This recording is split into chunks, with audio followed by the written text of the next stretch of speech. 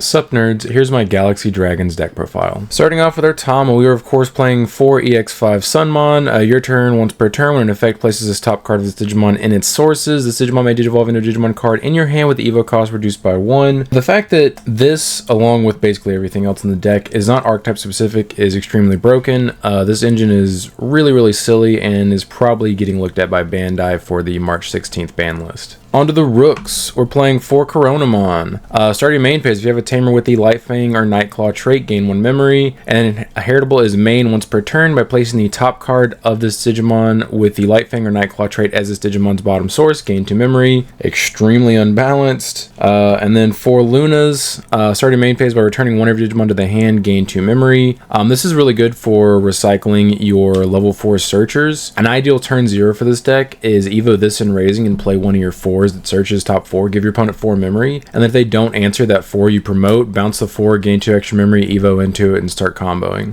The inheritable is main, same thing as the Corona, and that is it. We're actually just playing 8 rookies. That's what I like when I do play the Galaxy engine, is 8 rookies. On to the champs. We have 4 Firemon. On play or when digivolving, reveal the top 3 cards of your deck, add a Light Fang and a Nightclaw trait card to the hand. You can also add Galaxy, but we're not playing any.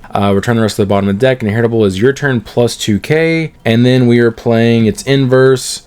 Same effect, it searches the top 3 for the same 2 cards, and then the inheritable is opponent's turn plus 2k. And then we are of course playing the Broken Doggo that evos on top of both of your rookies for 2, and then when digivolving, both players draw 1 card from their decks. If your opponent has 8 or more cards in their hand, or this Digimon has 3 or more sources, gain 1 memory, and the inheritable is jamming. Both effects of this card are really unbalanced if you play them in the right archetype, which is either Pure Mirage or the Galaxy engine. It's really dumb. The normal combo is you have a rookie, Evo into a 4 for 2 memory, search top 3, whatever. Use the inheritable to tuck the level 4, and then use the Sunmon Tama to Evo into this guy for 1 memory, and then you draw another card, make your opponent draw a card, and then you gain that memory back because you have 3 sources. So you have promoted a rookie, and now you have a level 4 on the field, and you have not spent any actual memory, assuming you're able to maintain turn when you Evo into the first 4.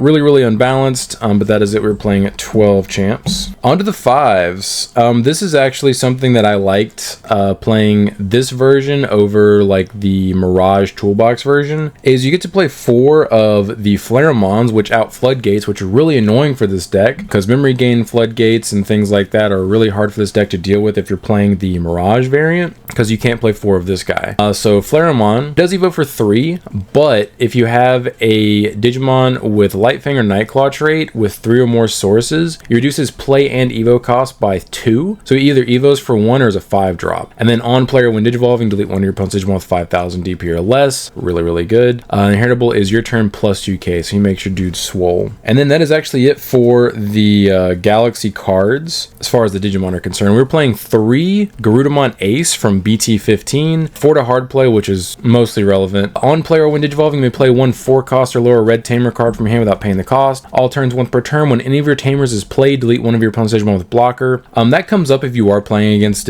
decks that do have blocker. That's hit or miss though. The primary reason you're playing this is so you can just pay 4, play this, play your 4 cost Tamer, and then trigger your 4 cost Tamer to tuck your other stack to evo the Garudamon for free into something. And what you evo into it is going to depend on what hurts worse for your opponent. Really cool combo card though. And then we're playing 2 Wingdramon from BT20. So this feller, on player when digivolving, deletes one of your opponent's Digimon with 6,000 DP or less, so he also pops bodies. He does evo for 4 on top of all of our level 4s, assuming that you're not using the Sunmon effect to evo into him, which you could do, and then you would evo for 3. And then all turns, this Digimon is also treated as a level 6 Slayer Dramon for Examon's DNA Digivolution. That does come up. We are playing Examon spoilers, and the inheritable is security attack plus 1. That is really good for closing out games, especially when you can give your stack jamming, or if it's just ginormous from all your inheritables. And that is it. We are playing 9 level 5s. Onto our 6s. We are playing 4 Volcanic Dramon from EX7. It does evo for for 5 if you do intend on paying the memory for him. Most of the time, you're actually evoing into this guy for free. On play or when attacking, delete one of your opponent's Digimon with the lowest DP. That's pretty cool if you're playing against a single stack deck that doesn't have immunity effects. Then when Digivolving, your opponent can't play or move Digimon with 6,000 DP or less until the end of their turn. So if they have a 6k or lower in their breeding area, you basically just floodgate them out of the turn unless they want to hard play something like a Mega or something like that, which is really, really strong. And then all turns once per turn, when Digimon would leave the battle area, other than by your effects, you may play one Digimon card with the Machine Dragon or Sky Dragon trait from your hand without paying the cost. So we have several targets in this deck, and once I get through the Digimon, I will show you guys all the targets for this guy's interruptive play effect. So we are playing one Metallic Dramon from EX7. On player, when attacking, de-evo 4 one of your opponent's Digimon, does evo for 5 if you pay for it. When Digivolving, none of your opponent's level 4 or lower Digimon can Digivolve until the end of their turn. Functionally a similar floodgate as Volk, except for your opponent can already have stuff in play, and you can just be like, hey, you're not going to be able to play this turn, you can't evo. And then all turns once per turn, when Digimon leave the battle area other than by your effects, you may play one Digimon card with the Rock Dragon or Earth Dragon trait from your trash without paying the cost. So the only target in the deck for that effect is the Volk, but the Volk can actually play this guy out. So you float Volk into Metallic, and Metallic floats back into Volk.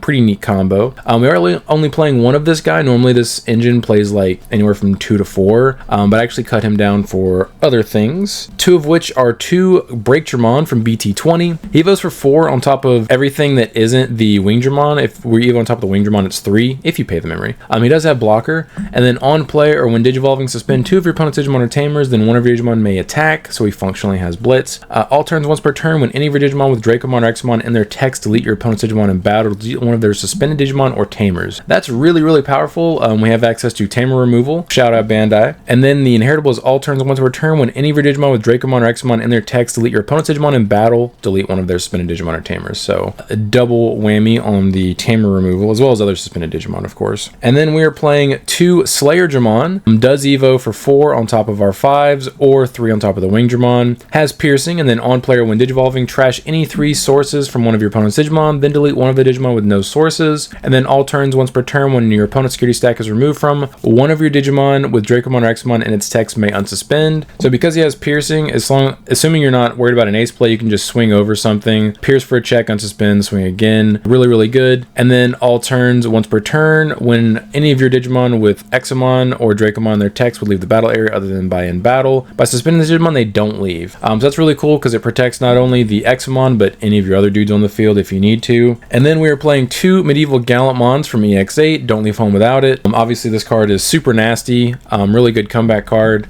Does evo for 3 if we do pay for it on top of all of our 5s. And then when this card will be played by suspending 2 Digimon, reduce the play cost by 4, so you can drop them for 7. Alliance and Vortex both come up. When Digivolving, you may suspend 1 Digimon, then you may delete one of your opponent's 8,000 DP or lower Digimon. For each other suspended Digimon, add 3,000 to this DP deletion effects maximum. For those of you that don't know, that means he does not count himself, so it doesn't matter if he's suspended, he's counting everybody else. And then all turns once per turn, when Digimon are played, you may activate one of the Digimon's when Digivolving effects. So he does see himself played, obviously, so you can play him and then triggers when Digivolving effect, which is pretty stupid. And that is it. We are playing 11 6s. And just to show you guys, everybody that Volt can float into, he can float into Break, Metallic, and the Wing Dramons. So what's really cool about this is obviously the Metallic can float back into the Volk, but if you float into either one of these guys and your opponent can't out it before they swing, you can actually threaten an ace play on their turn, which is pretty broken. Speaking of aces, our level 7s,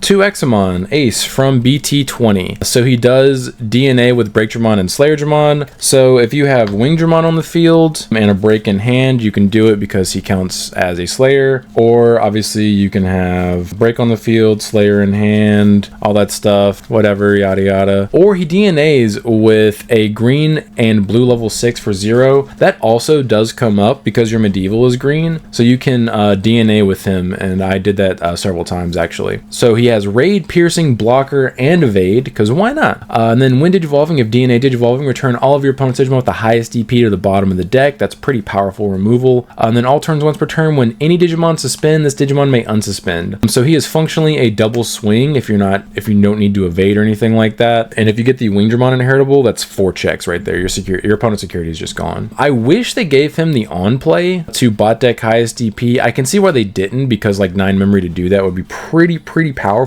I feel like if he were printed maybe in like 6 6 to 12 months, he probably would have gotten an on-play, but whatever. That is it. We're just playing 2 of those guys. On to the Tamers, you guessed it. 4 Ko and Sayo from EX5, memory setter, and then on-play or main by suspending this Tamer and placing the top card of one of your Lightfinger Nightclaw trait Digimon as its Digimon's bottom source. One of your Digimon may digivolve into a Digimon card in your hand without paying the cost. The fact that this lets you evo into anything that's not in the archetype, the only thing you have to have in order to pay the cost for this is a Digimon with sources that is Nightfang or like Nightclaw trait. Nightclaw Lightfang trait. Yeah, whatever. That's really, really stupid. This card is probably also being looked at by Bandai. I think if they just hit the Galgamon, it'll probably be okay, but I don't know. I don't work at Bandai. But yeah, you play this guy off the Garuda Ace, or you just hard play it, or once you have these on the field, like you can get some super nutty combos going once you have these set up. It's really dumb. And that is it. Only Tamers are playing. And then on to the options. 3 Wisteria Memory Boost from LM set. Red also meets this card's color requirements. Main, reveal the top 3 cards of your deck. Add 1 blue or red Digimon card among them to the hand. Return the rest to the bottom of the deck. Then place this card in the battle area. Main delay, gain 2 memory. And security, put this card in the battle area. The only card in the deck that's a Digimon that this card does not search is the 1 Metallic Dramon in the deck. Yeah, I wish we could search it. That would be nice, but whatever. And that is it. We're just playing 4 options. But that is it for the list. This is the deck that won the members only vote for what I played in my locals this week. My locals actually was last night. I will be posting all of those matches in the coming days. If you want access to those videos early or the ability to vote in members only polls in the future for what I play, consider becoming a channel member. The join button will be the subscribe button used to be if you're already subscribed. But if you guys have any questions, anything I didn't address, feel free to leave them down in the comments. But I appreciate you guys stopping by. Don't forget to like and subscribe if you enjoy seeing this kind of content when I come back for more. But until next time, see ya.